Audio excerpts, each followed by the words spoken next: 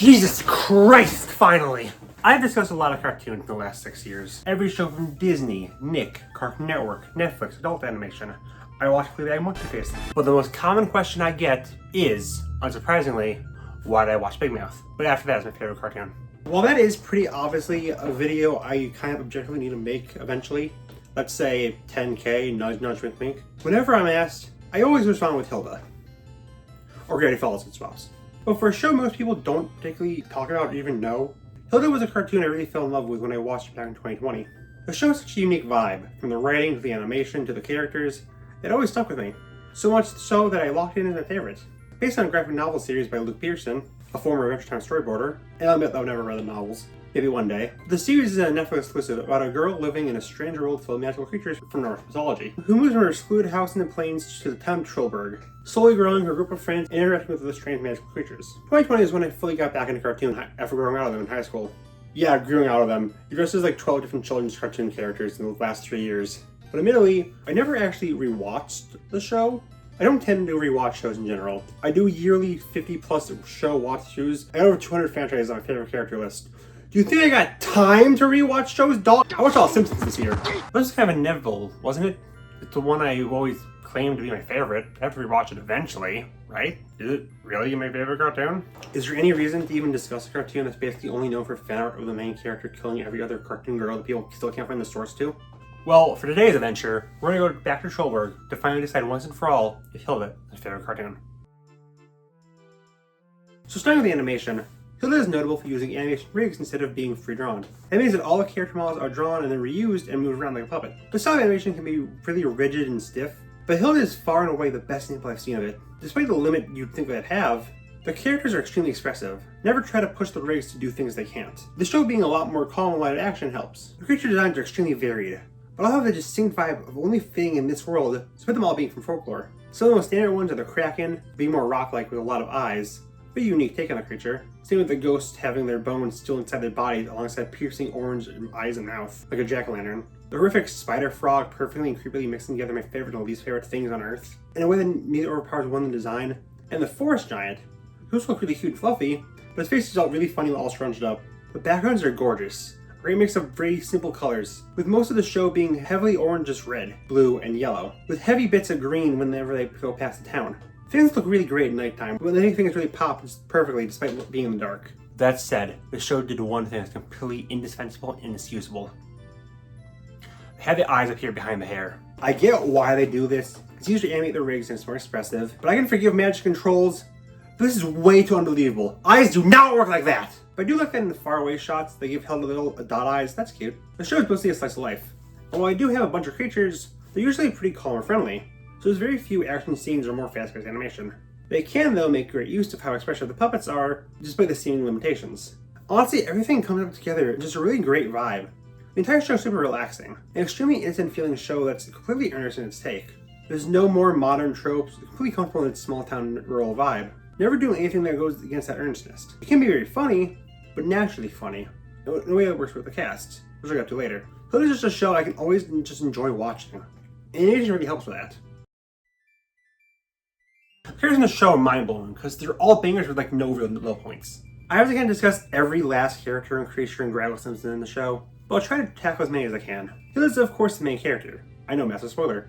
But she's a great lead. Voiced with that one child who died in Game of Thrones, Bella Ramsey, I think she's kind of a brat. Still a well-meaning, nice kid who has clear morals, always willing to help out people and wants to help out her friends, but also, she's still a kid. She's rude, she's self-centered, she's very instinctive, and will tend to act before thinking. A lot of kid characters are basically mini adults, so I'm thankful there's one where children are just accurately portrayed as little monsters.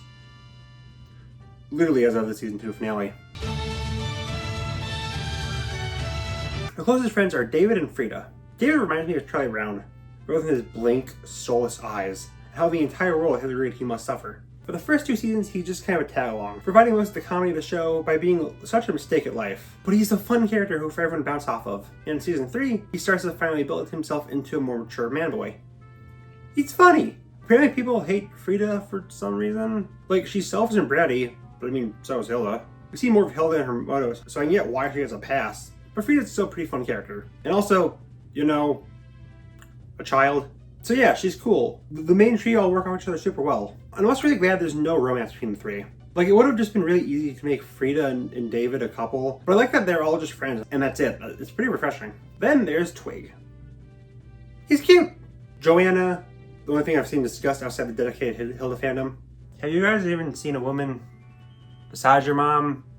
Have you even seen your mom at this point? But she's among the best parents in animation. She's strict, yes, but also very understanding of Hilda's eccentricities and encourages her while still being a guide hand. I don't know why this popped in my mind while writing this part, but like, Hilda's autistic, right? We can all agree there, right? Joanna doesn't get a lot of focus in the first 2 seasons. There's the occasional butting heads between her and Hilda. This is just her worrying about where Hilda is. Then Hilda shows up with like Satan, and she's like, "Oh, Hilda, you rascal, you little ding dong, why is Satan here?" Then Satan's like a cool dude, so she just kind of shrugs. The movie in season 3 fleshes her out more as she finally puts her foot down on Hilda. But some horrific troll-related shenanigans alongside her husband reappearing finally lets her and Hilda see eye to eye, and she actually starts going on adventures now. Yeah, Joanna's great. One of the best mothers in animation. Alfor is kind of underused rewatching the show. Like, I gotta be misremembering. I thought he was like every episode went everywhere with Hilda, but he's mostly at home, being the mediator between the magic world and the human world. Since he's got contracts, they can like instantly explain anything. He's also the first main magical entity we meet, so he makes a major impression. He is fun though. The mini world he brings in is really well built up with its own government and rules. It's really funny how much of a dork he is. Plus he gets a girlfriend, that's my guy! Woodman feels kind of like he's in the wrong show. This show is so nice and inviting, and everything is in it so kind. Even the monsters are actually good people. Then there's just this guy who quite literally sells off children to people and steals precious magical artifacts because why not? Woodman is so weirdly mean-spirited that's absolutely hysterical every time he talks. He's fantastic. He almost certainly sells Urwins in the black market, but you know, you left your door open, that's on you. Shout out to the season 2 poster looking like Hilda's gonna use him as a bowling ball. Kaisar is really shocked to find out is not in the original graphic novels. She's made for the show. She's really fun. Probably my favorite character other than Hilda. In the first season, she's this really mysterious vibe of always appearing and dropping off whatever the kids need help them, or without her being told, she just knows. With her demeanor shifting from being really mysterious, to really rude, to a big sister role, until later revealed that she's a witch. And that episode really brings out the best of Kaisa. Lets her be a lot more emotional and a well-rounded character, who can now openly be friends with the kids. While she constantly does the Meta Knight thing with her cape, that's adorable. She would be my favorite character if season 3 didn't majorly drop the ball and only had her appear in a cameo in the finale. Also, this has been in my mind since I first watched the show, I need to get this off my chest. Her color scheme is literally the exact same as the Ace flag. I know what you are. Eric Alberg is the closest to a villain the show has, even if he's only in season 2 in the movie. The best way to put him is if Gaston wasn't a Chad. He's an arrogant local hero who starts just kind of as a jerk and minor nuisance before he decides to start killing magical creatures. He's usually a side piece. The main focus of the episode is whatever magical creature Hilda is doing. Knowledge is taking clock of Eric being there too, and if she doesn't solve the problem, he'll either kill a creature or make things just far, far worse because he's an idiot. He's fine. Kinda wish I did more with him post-redemption, but he's a fun, really intimidating villain when he wants to be. There's also Joanna's parents and Hilda's dad, but I want to save this for the story segment. So, those creatures, right? I said in the last segment, they're all a great take on classic folklore creatures, even if they're usually monsters of the week. But there's a few recurring ones they talk to, who just kind of pops in and out of nowhere for a random funny. Lindworm, who I like, is just really open to killing children. I respect it. The only thing that sounds exactly like Gilbert Godfrey, like there's no reason for it. Gilbert Godfrey doesn't voice him. The voice actor just saw us and thought, I got it! Iago! A whole bunch of weird and fun creatures. The Merman was cool. Our villain from TMNT is just a big gossip. These bunch of elves all voiced from Andy Serkis. Like not an impression like Gilbert Godfrey onion. This is just Golem. Very fun selection of creatures. The best is the worm that's constantly pogging.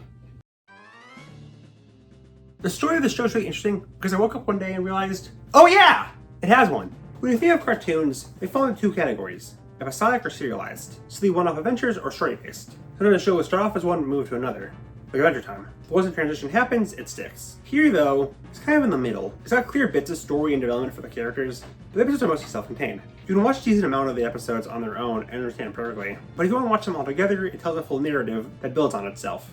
I respect that. Like every few episodes, it feels like its own mini arc, with a few little pieces tied all together. Like how there's a few dedicated episodes for Ghosts, a few dedicated episodes for Hilda's dad, a few for Eric, and a few at the start of the show, setting up Hilda and Joanna moving. Moving to Trollberg could be a good thing. You could make some proper friends. Wouldn't that be nice? No? The world is just really well set up. I like that the weird things are just kind of normal. Magic exists. But it's really no big deal because people don't tend to interact with it. It's just outside the town or just under the radar. So people are aware of it, but don't care. No one ever hits us with a, gee, well that just happened, whenever something weird occurs. Hilda can just have head casts, and that's normal. It's great. Sadly, some stuff does get forgotten or retconned. Frida's witch subplot is kind of ignored after being set up in season 2. It was a major part of her in season 2. You'd think that'd be more important as she grows up, but it's just gone. They killed Kaisa and decided to go full bells on all the witch elements. Speaking of dead witches, that guy with the guitar who the witch council has make a portal to Lovecraft's less racist cousin, he got sucked into the Tenlu dimension and was never seen again, even when they go in there. That dude is dead. Also, there's a lot of characters who get no real closure. I feel like season 3 was intended to be the end. The big thing is they introduced this new kid to be part of the main gang, and she just disappears into the void after their introduction. What's the point? But I do think season 3 ends very satisfactorily. We get more information on Joanna's side of the family and why she's so protective of Hilda. And Anders is a fun freaking bum of a dude who they balance being a good parent despite being out of his kid's life for a decent part of it. I'm always kind of bummed that the ending just kind of feels like, oh yeah, we do have some more characters outside of just the main 5. But it's cool to see them all again. And it's a really great ending to some of the best 3 seasons in a movie I've seen. Oh yeah, they had a movie. Hilda the Mountain King is a pretty good film. This is what a movie based on a cartoon should, but usually can't. Building on the show, including a major arc of Hilda and Joanna's feud with each other, of Joanna wanting to still be watchful of her daughter, Hilda wants to be able to live her life, with a meeting in the middle, only being the time they fully defeat Eric.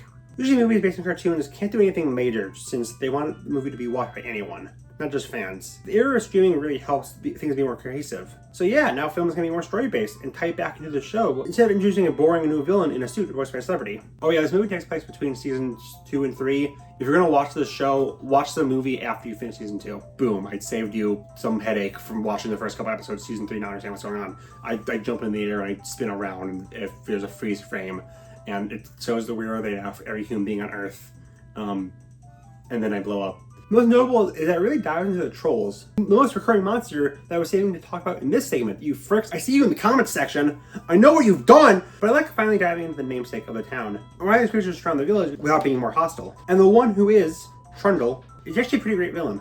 I like that tie back into the message of the parenthood the film has. A message Luke Pearson ignored. That's not to say it isn't a little weirdly paced. They need to fumble around a bit as Hilda tries to understand her new troll form for a decent amount of time as Joanna mopes. But as far as the film is, it's a really fun movie that perfectly evolves the show. Even the poster looks really phallic. And that, finally, is Hilda. Is it my favorite cartoon? Yeah, I think it is. Gravity Falls has a nostalgia appeal, and I'd say it's more significant to me as a person, but I argue Hilda is higher in overall quality. Has an art style animation that I like more, and also, like, it's far less generic to say this is my favorite than Gravity Falls. I don't know, there's a ton of cartoons I've seen. Some hit me more personally, some are far thematically richer, some are funnier, some are more nostalgic, some I talk about way more, some I am Willy. But yeah, I guess gun to my head, it's this. Hilda has such a fun vibe I don't see anywhere else. It can be emotional and funny. I love the entire cast. While I wish there was more to it, it still gave me enough of the show while not overstaying its welcome. The title cards are really great looking with their monochrome looks. They give a great little overview of the episode if you look closely at them. It's just kind of really hard to hate series, and that's really well made. I don't know, I go back and forth on this. I'll definitely nail down my favorite cartoons whenever I make my favorite cartoons video when I hit 10K. Again, nudge, wink, wink. But for now, if you haven't seen the show, I highly recommend taking an adventure down to Schulberg. And that was Hilda, my favorite cartoon. I'm glad that I can finally get on that little cliffhanger I had in the Netflix video, which means this is the final time I will be discussing a Netflix show. Ever. Stop telling me to discuss Big Mouth. I'm not going to do it. Frick you, Jared. All things considered, it didn't work out too badly. We saw ourselves die. Twice.